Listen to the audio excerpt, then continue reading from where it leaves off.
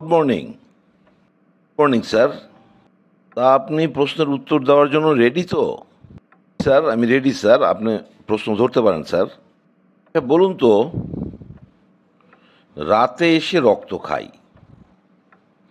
বিছানাতেই থাকি ভাই,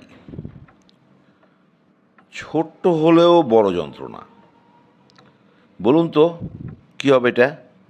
রাতে এসে রক্ত খাই, বিছানাতেই থাকি ভাই, ছোট্ট হলেও বড় যন্ত্রণা। স্যার, এটা কি আমাদের বিছানাতেই বাস করে? না, বিছানা ঠিক না। এটা বিছানাতে থাকে, চেয়ারে থাকে, টেবিলে থাকে, অপরিষ্কার জিনিসপত্রের মধ্যে এটা থাকে। স্যার, এটা এটা কি গরম পানি সহ্য করতে পারে স্যার? না, এটা গরম পানি সহ্য করতে পারে না। তাহলে এটা হবে সারপোকা স্যার।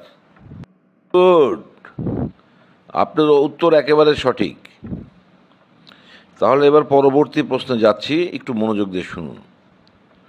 মাটির নিচে আমার ঘর, রান্না হলে লাগে পরম স্বাদ, ঠিক মতো রাঁধলে কিন্তু গলা করে উসখুস, আজব। বলুন তো এটা কি? মাটির নিচে আমার ঘর, রান্না হলে লাগে পরম স্বাদ, ঠিক মতো না রাঁধলে কিন্তু গলা উসখুস করে, আজব। স্যার, এটা মাটির নিচে আমার ঘর মানে স্যার এটা কি মাটির নিচে বোনা হয়? না, মাটির নিচে বোলা বলতে কি, এটা বহু জায়গায় এমনিও হয়, আবার কোনো কোনো জায়গায় এটাকে বুনতেও হয়, মানুষ চাষ করে, আবার এটা এমনিতেও হয়।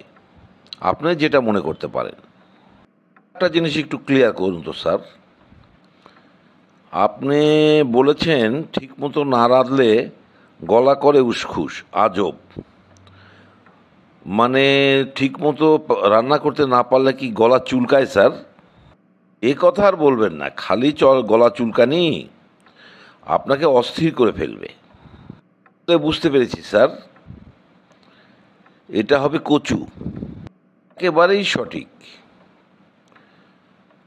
তাহলে এবার আর একটা প্রশ্নে যাচ্ছি, উত্তর দিন। দেখা যায় না, ছোঁয়া যায় না, তবু সবাই চায়, কারো হাসি কারো কান্না আমার উপরই নির্ভরায়।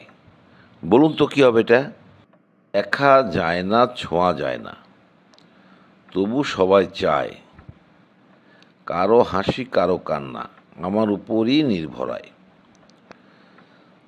স্যার, জিনিসটা দেখাও যায় না, ছোঁয়াও যায় না, তাহলে প্রশ্নটা কেমন হলো স্যার?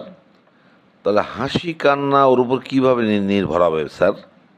এই তো প্রশ্ন, এর জন্য তো এর নাম ধাঁধা। আপনি চিন্তা করুন পারবেন কি না। পারলে উত্তর দিন, না পারলে বলুন পারবো না, তাহলে আমি অন্য প্রশ্নে যাব। না স্যার, এটা আমি পারবো না স্যার।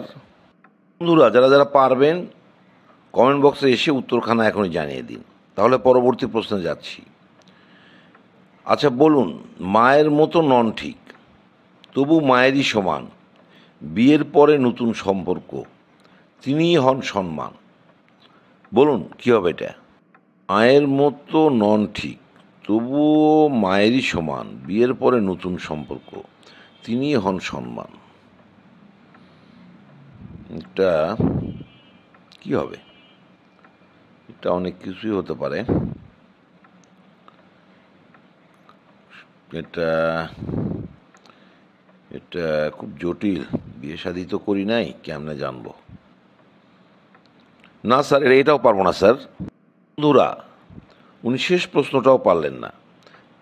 আসুন তো কমেন্ট বক্সে যারা যারা পারবেন উত্তরখানা এখনই জানিয়ে দিন। তাহলে আজকে এ পর্যন্তই, ধন্যবাদ।